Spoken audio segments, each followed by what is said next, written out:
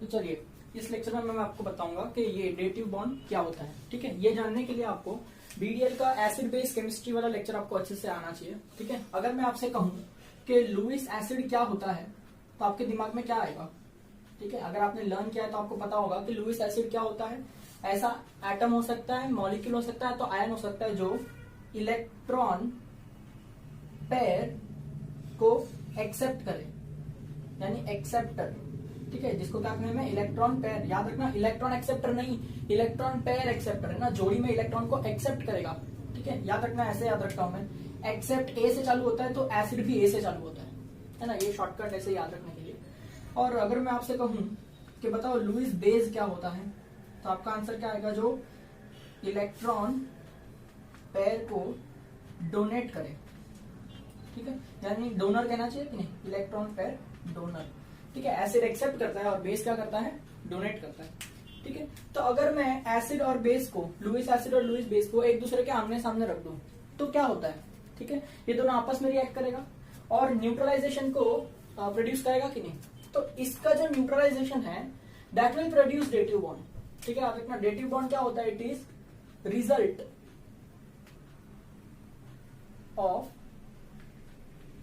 Neutralisation, ठीक है, between Lewis acid and Lewis base, है ना। Dative bond is nothing but result of neutralisation between Lewis acid and Lewis base. जैसे कि example ले लो, अगर मैं लिखता हूं कि ये लुईस एसिड है, ठीक है, और मैं लिखता हूं कि ये लुईस बेस है, तो याद रखना बेस क्या है? डोनर है। डोनेट कौन करता है? इलेक्ट्रॉन पेयर को जिसके पास एक्स्ट्रा होता है, यानी इसके सर पे एक्स्ट्रा पेयर ऑफ इलेक्ट्रॉन्स है। ठीक है, और एक्सेप्ट कौन करता है? जिसके पास इलेक्ट्रॉन की कमी है, यानी ए, यानी एसिड, इसके पास इलेक्ट्रॉन की कमी है।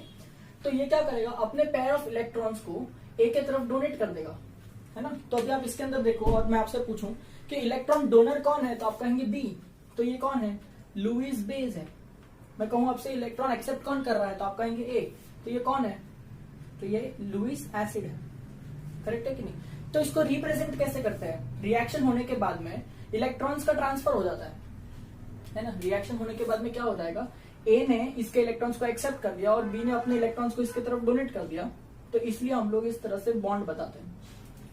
ठीक है, ये जो एरो है, इस एरो का मतलब क्या है ना, इसका जो हेड है means the direction where the electron is going, और इसका जो टेल है means the direction from which the electrons are coming. ठीक है, तो आई होप आपको ये समझ में आ पा रहा होगा। ये जो है इसे हम कहते हैं डेटिव बॉन्ड। क्या कहते हैं इसे हम? Dative bond. डेटिव बॉन्ड का एक बहुत फेमस नेम भी है, कोऑर्डिनेट कोवैलेंट बॉन्ड, है ना। क्या नाम है? Coordinate covalent bond. ठीक है, ये एक टाइप का कोवैलेंट बॉन्ड ही है, बस थोड़ा स्पेशल टाइप का है। कैसे? कोवैलेंट बॉन्ड क्या होता है बेटा? जो बॉन्ड शेयरिंग से आता है।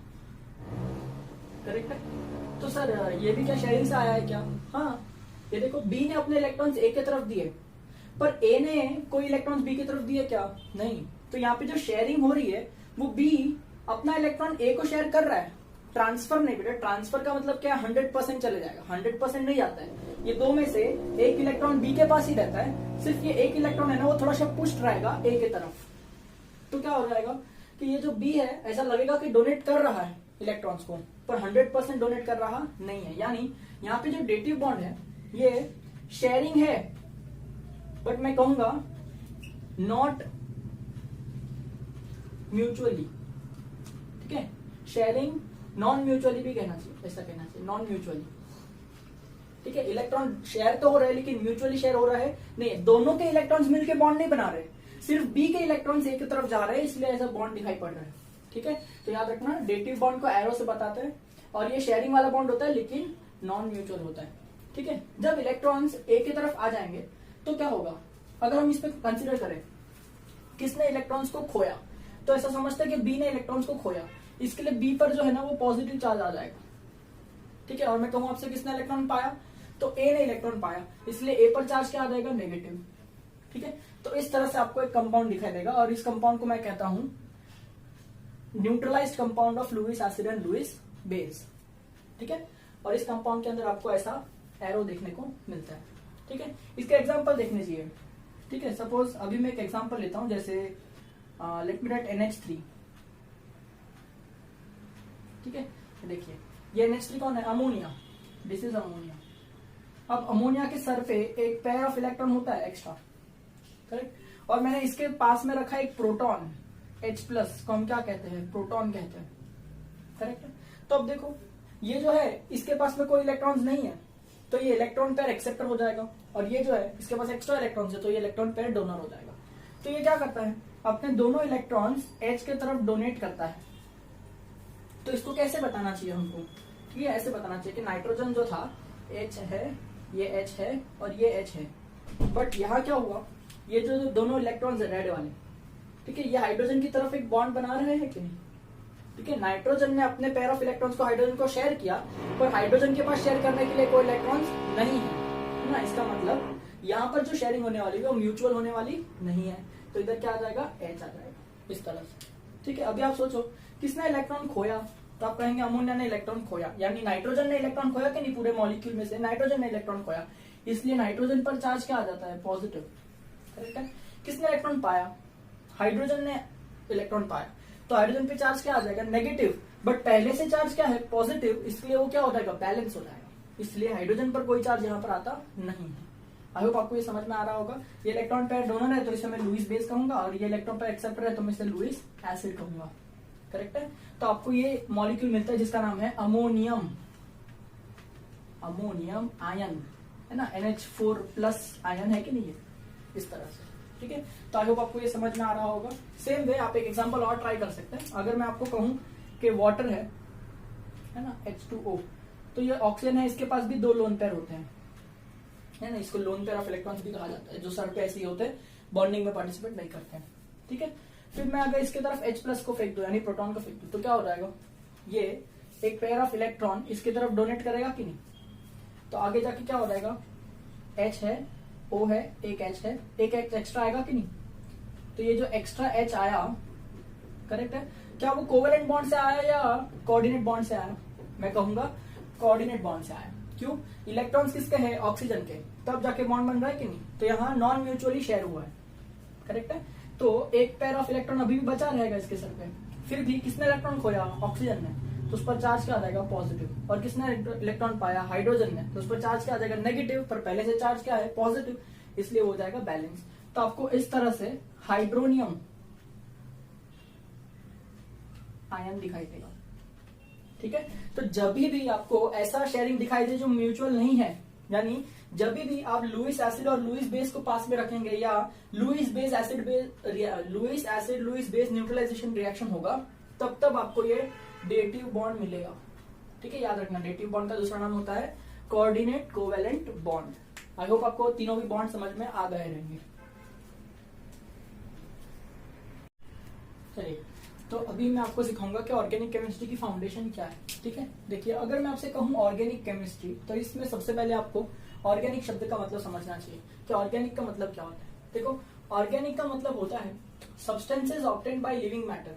हर कोई चीज जो जिंदा है, या जैसे प्लांट हो गया, है ना, एनिमल हो गया, फॉसिल्स हो गया। फॉसिल्स मतलब क्या होता है? एनिमल्स और प्लांट ही होते हैं जो लाखों साल करोड़ों साल पहले मर गए थे और जमीन में आज दबे हुए हैं, उनको हम फॉसिल्स बोलते हैं। ठीक है, तो अगर ऐसा कोई भी सब्सटेंस है जो लिविंग मैटर से आता है, तो उस सब्सटेंस को हम लोग कहते हैं ऑर्गेनिक सब्सटेंस। ठीक है, और ऑर्गेनिक सब्सटेंस मतलब बोले तो मेनली कहां से आएगा? प्लांट से, एनिमल से, आता फॉसिल्स से।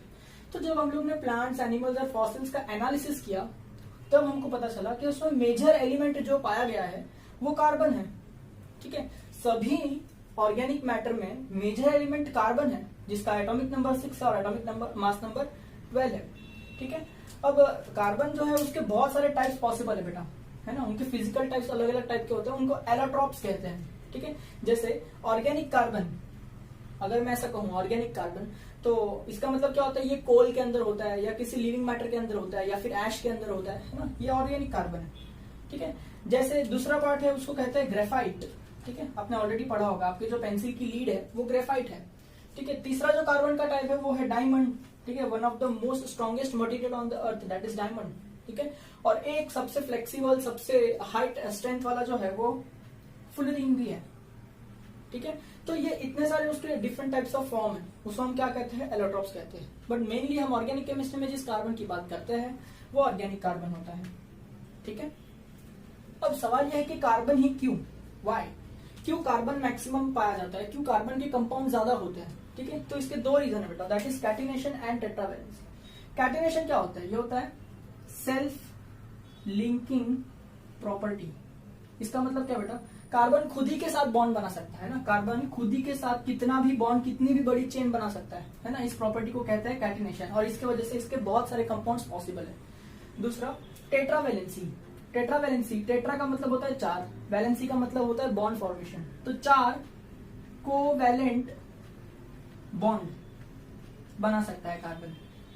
क्या बना सकता है, चार कोवैलेंट बॉन्ड। अगर मैं कैटिनेशन और टेट्रावैलेंसी के बीच में देखूं, दोनों को अगर कंपेयर करूं, तो क्या मालूम पड़ता है, कार्बन खुद ही से बॉन्ड बना सकता है और मैक्सिमम कार्बन क्या बना सकता है, चार कोवैलेंट बॉन्ड बना सकता है। पर हमने क्या ऑब्जर्व किया, जो कार्बन और कार्बन, अगर दो कार्बन ले लिए तो या तो इनके बीच में एक सिंगल बॉन्ड होगा, करेक्ट है, इसके कितने बॉन्ड होने चाहिए, चार, तो एक हो गया, दो, तीन और ये चार।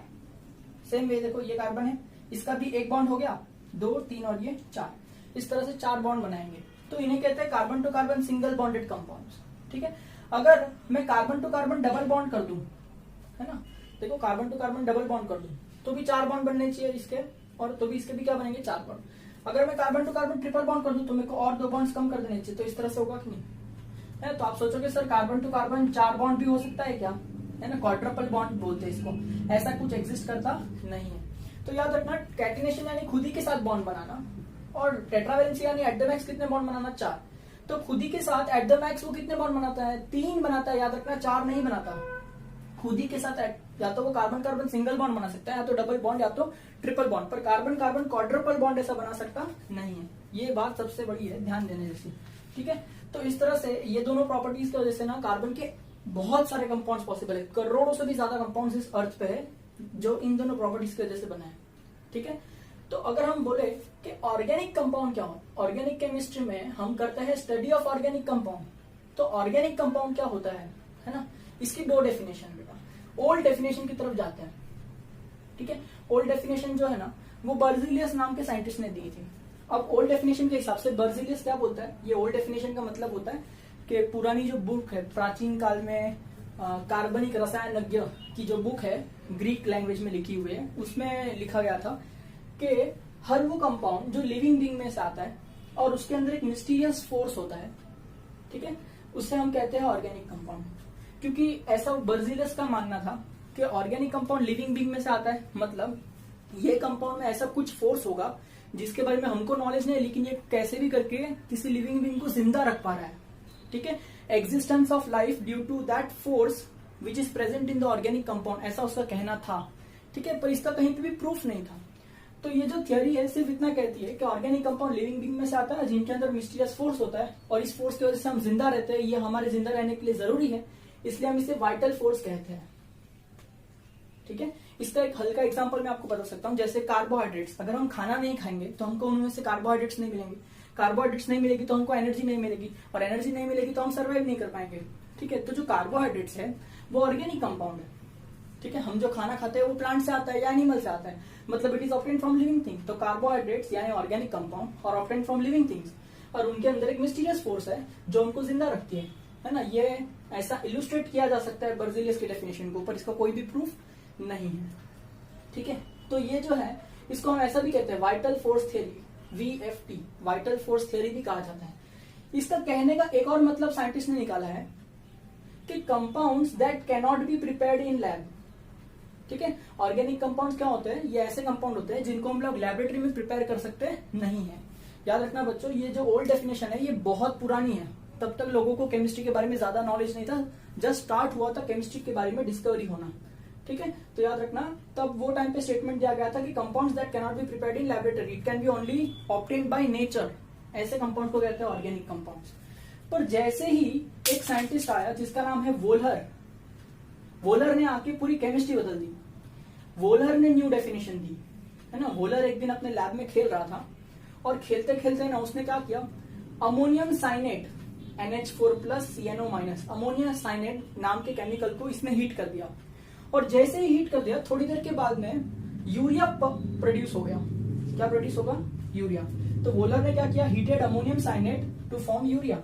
और हमने जब यूरिया के ऊपर रिसर्च करी तब मालूम पड़ा कि यूरिया एक ऑर्गेनिक कंपाउंड है जो हम लोग फर्टिलाइजर की तरह यूज करते हैं आजकल।